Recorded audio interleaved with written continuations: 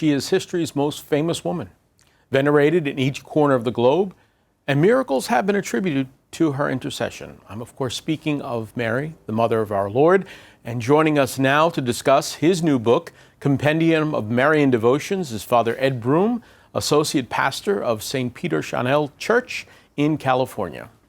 Father, welcome, and thank you so much for joining us today. Thank you very much, and God bless you. Thanks so much for inviting me.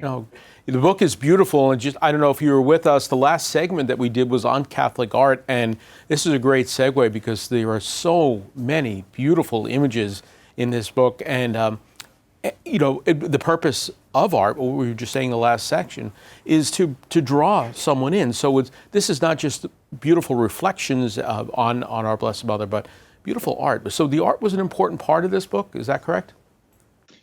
Yes, very much so. Took a long time to get the book published because of the pandemic. Another problem, but Tan Publisher did a superb job in their artwork in this book. And I really believe, the saying goes, a picture is worth more than 1,000 words. It's so true. This will help us to elevate our mind and our heart to love Christ more and more through his, as St. Louis de Montfort says, the masterpiece of creation, which is the Blessed Virgin Mary. So indeed it is. I think it's a literary as well as an artistic masterpiece. Thanks be to God for the work of Tan Publishers. Yes. To call it a book is kind of short-sighted, I think, because it's really like an encyclopedia that is taking us through so much, the various different devotions, what the Church teaches about the Blessed Mother. Obviously you're the author here, but did you learn some things yourself about our Blessed Mother in writing this book?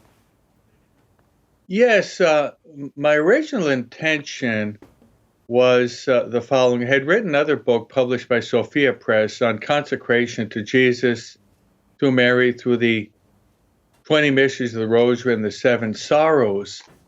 And I thought I'd write a book on Marian devotions.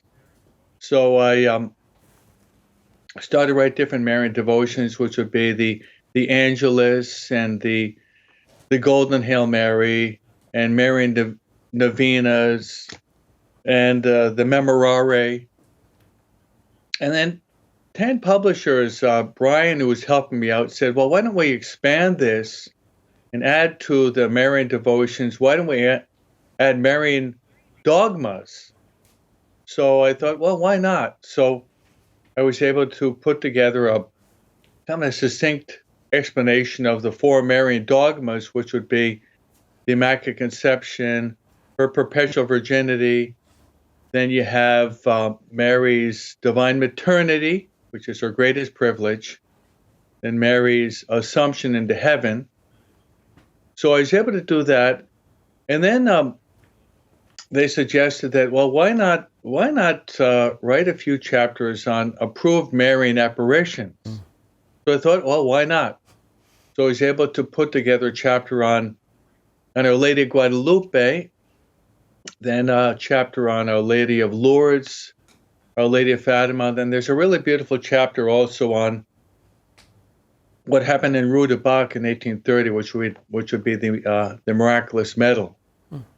And then the authors decided, well, why don't we end with some Marian prayers? So the last few pages, we have just a rich reservoir of Marian prayers.